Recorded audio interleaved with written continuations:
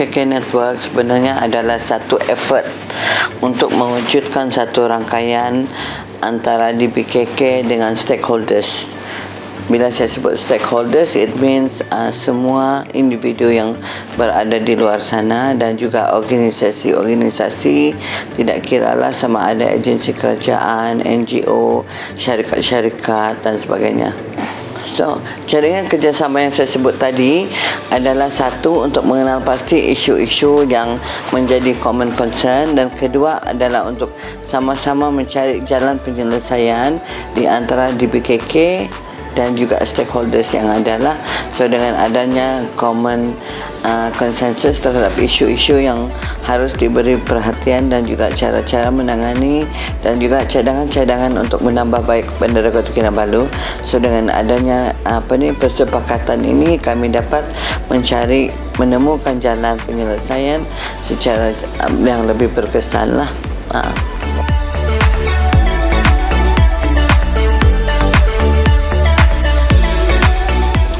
Basically bergantung kepada apa yang hendak dibuat lah. Sebab bila kita start dengan DBKK Network ni, kita cuma ada dua komponen, which is clean dengan green Kota Kinabalu. At that time, target group yang mau diberikan pendidikan adalah golongan muda. Walau bagaimanapun, selepas kita berbincang dengan stakeholders, maka komponen yang dua asalnya berubah menjadi 7.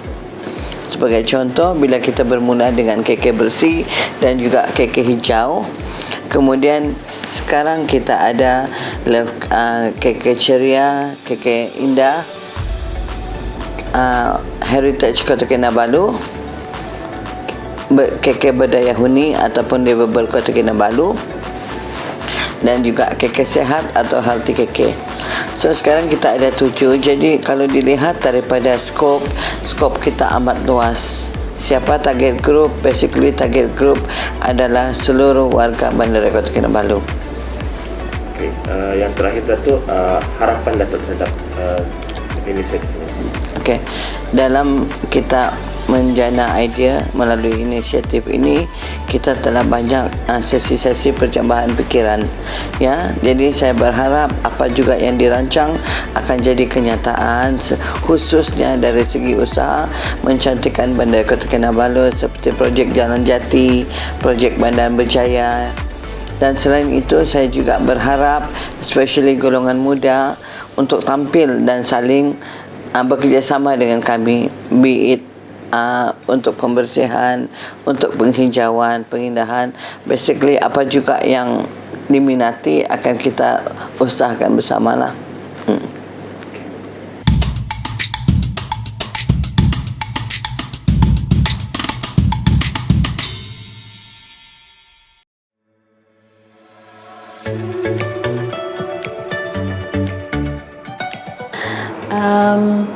KK Vibrant merupakan salah satu daripada 7 komponen dalam Love KK Network. Love KK Network ini adalah satu inisiatif dari Datuk Mayor yang di-launch semasa 2 hari bulan April tahun ini. Yang sebagaimana yang kita sedia maklum, ekonomi Bandaraya Kota Kinabalu ada terjejas akibat daripada pandemik COVID-19 yang melanda seluruh dunia dari awal tahun 2020 sehingga penghujung tahun 2021. Sehubungan itu, bagi membantu memulihkan ekonomi, maka terdapat keperluan untuk mengadakan pelbagai jenis aktiviti bagi menggalakkan aktiviti ekonomi. Vibrant KK secara tidak langsung akan memberikan peluang perniagaan dan pekerjaan, membantu penjanaan atau pemulihan semula sektor perkhidmatan dan perniagaan, membantu pembangunan modal insan, menggalakkan ekonomi digital dan seterusnya penganjuran pelbagai jenis acara dan aktiviti untuk memeriahkan dan menceriakan Bandaraya Kota Kinabalu.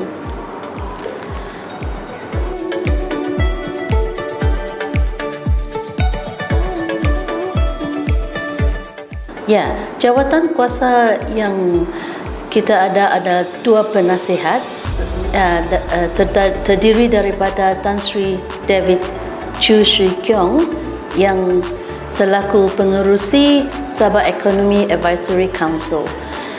Yang kedua ialah Datuk Seri Panglima Wong Ken Tau, Presiden Private Higher Education Institution, also past chairman of the Malaysian International Chamber of Commerce and Industry, and also he is the life president of the Federation of Sabah Industries.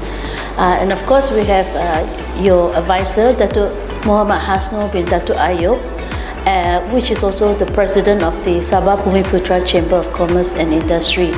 Of course, my chairman, Datuk Lee Swee Heng, chairman of the Malaysian International Chamber of Commerce and Industry Sabah branch, Datuk Michael Lui, president of the KK Chinese Chamber of Commerce and Industry, Mr. Richard Lim, who is the president of the Federation of Sabah Industries, Professor N.K. Fu, who is the president of SME Association of Sabah, of course, Mr. Lifford Wong, the Deputy Director General Financial Management, DBKK, and of course we have the Secretariat, which is headed by Ms. Abby, who is the Valuation Director of DBKK.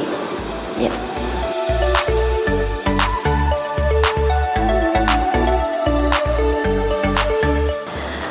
Fokus utama kita ialah untuk menggalakkan aktiviti ekonomi yang akan membantu dalam business opportunity,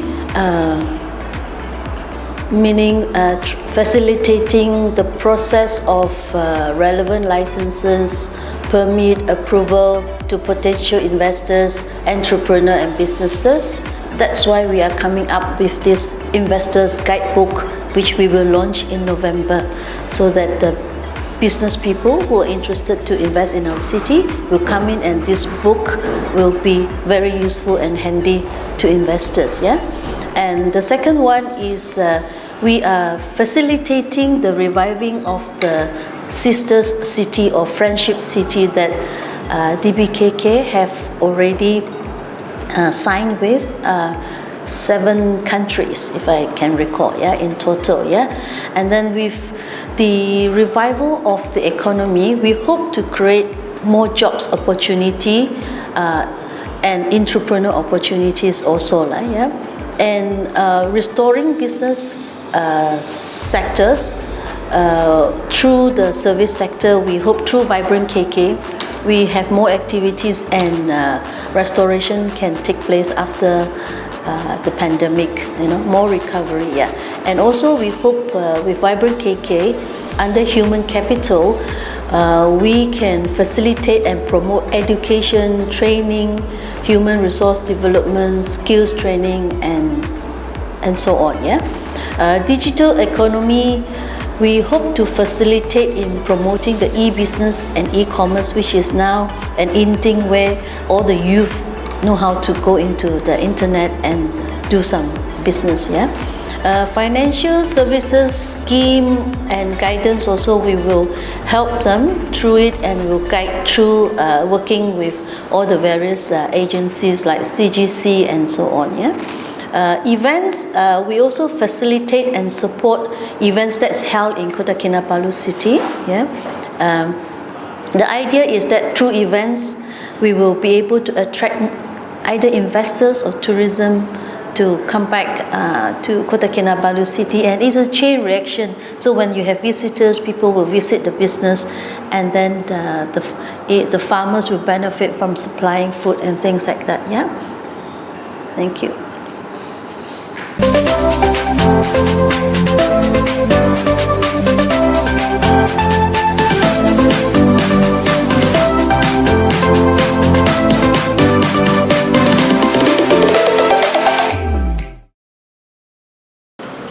Melalui inisiatif Love KK Network, program Love KK bersama media mendapat sambutan yang sangat baik dalam kalangan pengamal media bagi mengeratkan hubungan yang sedia ada di antara DBKK dan pengamal media.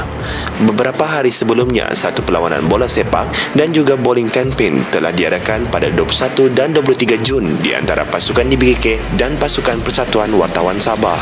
Majlis yang telah diadakan di Hotel Le Meridian KK ini disajikan dengan pelbagai aktiviti, antaranya cabutan pengunjung bertuah, penyampaian hadiah kepada pemenang-pemenang bagi perlawanan bola sepak dan bowling 10 pin serta hiburan nyanyian. Diharapkan program seperti ini dapat merapatkan lagi jurang antara DBKK dan pengamal media serta dapat menjadikan DBKK sebagai sebuah organisasi yang telus dalam menyampaikan maklumat serta informasi melalui media massa.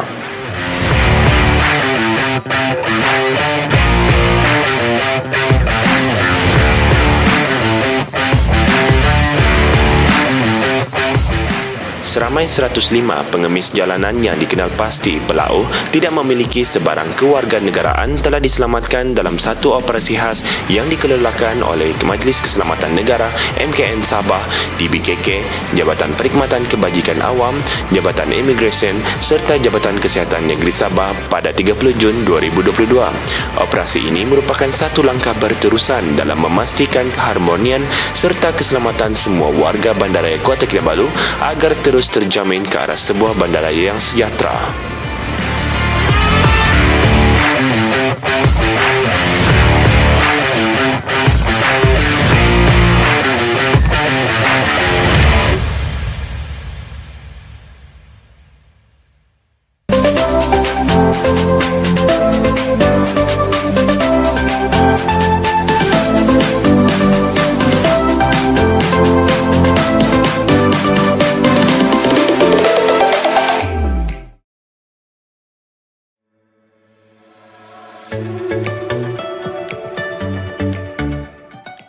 Under KK Vibrant, we have been almost too busy, too many activities. Yeah, so antara aktiviti yang kita telah pun adakan ialah menggalakkan perkongsian Love KK dengan Persatuan Perdagangan dan Dewan Perniagaan through smart partnership or identification of project proposals. Jadi kita telah pun bagi briefing sama MICCI Sabah, MICCI KL, FSI, Bumiputra Chamber, SME Association, KK Chinese Chamber, Bumiputra, Shareda, Swepa, Sabah China Chamber of Commerce and Industries, and banyak lagi lah, and also the 32 education institution also, yeah. And the second one we have done is we were looking at the Sisters of Friendship City. Jadi kita akan mengadakan atau mengeratkan lagi semula jaringan persahabatan atau sister antara DBKK dengan Ambassador of Thailand, khususnya Ratchaburi. Jadi we had a meeting di DBKK sama Thai Ambassador. Jadi selaku ini kita will be planning a visit lah to Ratchaburi, hopefully by end of this year, to build up our relationship. And dari sana kita want to see apakah yang kita boleh bekerjasama lah, be it business, trade ataupun tourism.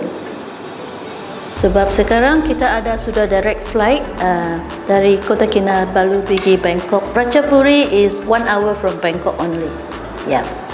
And kita juga akan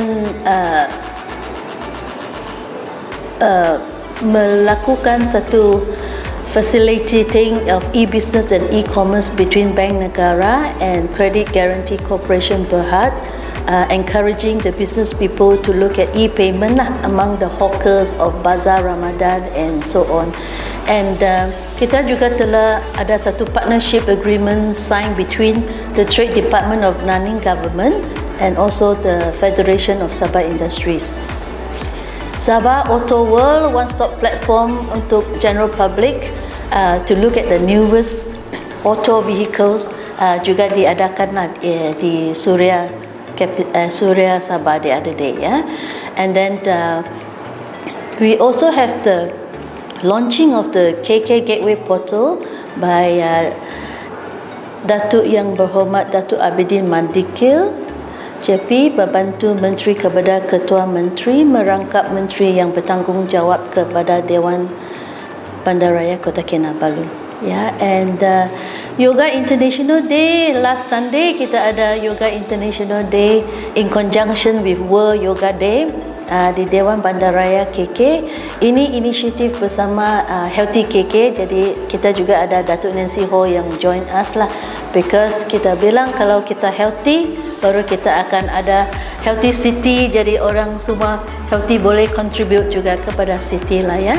And the upcoming events under Vibrant KK yang interesting for the youth, kita ada Junior Badminton Tournament by Datuk Fu Kok Kiong, former badminton player from Malaysia, who is the central character in winning back the Thomas Cup Malaysia in 1992 lah. Jadi ini adalah aktiviti untuk search our youth talent in badminton lah. And the next one, the big one is the Global Covenant of Mayors for Climate Change and Energy Saving. They call it GCOM Asia Project 2021 to 2023. Proposed dates is 15 to 17 August 2020 di Kota Kinabalu City lah. Jadi I was informed this is a EU funded project and there'll be like 40 to 50 mayors from all over Asia and Malaysia will be here, and they will be sitting down on a 2-day workshop to discuss how all the cities can come together to work on climate change and how to save energy. This would be one of the major activities. And of course the next one is the much talk about Miss World 2021 charity dinner between MICCI and DBKK. Miss World, Miss Carolina Belowska is from Poland. This will be held on the 26th of August 2022. So this is a major event where we will be bringing a lot of international visitors. On top of that, of course, there is back-to-back with this Miss World visit would be the 3 pageants, Miss Malaysia World, Miss Grand World, and then Miss Supranational. And these 3 beauty queen, when they win, they will represent Malaysia to the world. So during this period from the 22nd to the 29th, we will bring these queens around the city, at the same time promote Kota Kinabalu city. And after that we will have Hyperlife Festival 2022, which is from 26 to 27 of August. Hyperlife Festival highlights is the coronation, of course, as I mentioned, the coronation ceremony of the queens, but also at the same time they will be doing a youth talent search during this period. So Kota Kinabalu city, they will be doing an event where they want to attract our youth on their talent, and this is another opportunity for job creation for our youth. And on the 26th of September to 2nd October, we have the Sabah International Coffee Festival, which is another activity to promote our local product and our local talents, also in barista, making coffee and so on. Investors Guidebook, as I mentioned earlier, this is a project where we find that it's useful when we do trade mission or when we visit outside or when the visitor come in, this investor guidebook will be able to straight away inform investors what they have to do from applying from a trading license, all the necessary steps till the issuance of occupation certificate. Yeah, that would be the objective of the investors guidebook. And the other one would be the Carlis Drive 4x4 Off-Road Edition 2022 in November. This event is held in Peninsular Malaysia previously, but now it will be brought to Kota Kinabalu. So there will be showcase like an exhibition of all the four-wheel drive and some demonstration of how this four-wheel drive can go up the slope and its strength here. So I think for this year we are complete with these activities, and we hope maybe the last one would be, if it can materialize, would be the trip to Ratchaburi together with our Datuk Mayor to see how we can attract more investors and tourism into Sabah. Yeah.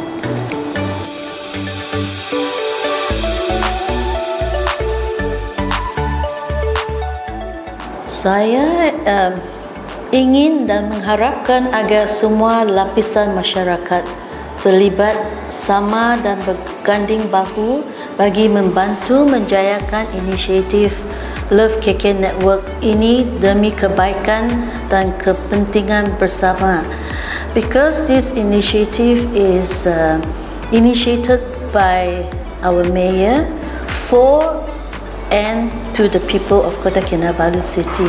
So I hope everybody would be able to come together to cooperate to make this Love KK Network a successful initiative where it will benefit our children and the community here. Yeah.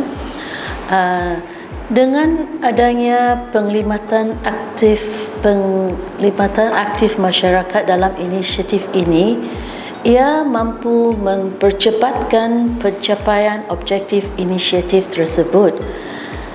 Adalah jadi harapan saya agar inisiatif ini akan membawa peluang pekerjaan, perniagaan, pelaburan, seterusnya membantu keadaan memulihkan ekonomi tempatan. Ya. Keadaan ekonomi yang baik mampu membantu mewujudkan pembangunan yang lebih mampan dan seterusnya memberikan kesejahteraan kepada masyarakat secara khususnya. Oleh itu, masyarakat amat adalah digalakkan untuk bersama-sama bekerjasama dan terlibat aktif dalam inisiatif ini. So that's my hope that we create the awareness through activities and opportunities, and all the people can put in an efforts to make our beloved Kota Kinabalu City clean, green, beautiful, livable, healthy, and with heritage. We will be a vibrant Kota Kinabalu City, definitely. Thank you. Thank you.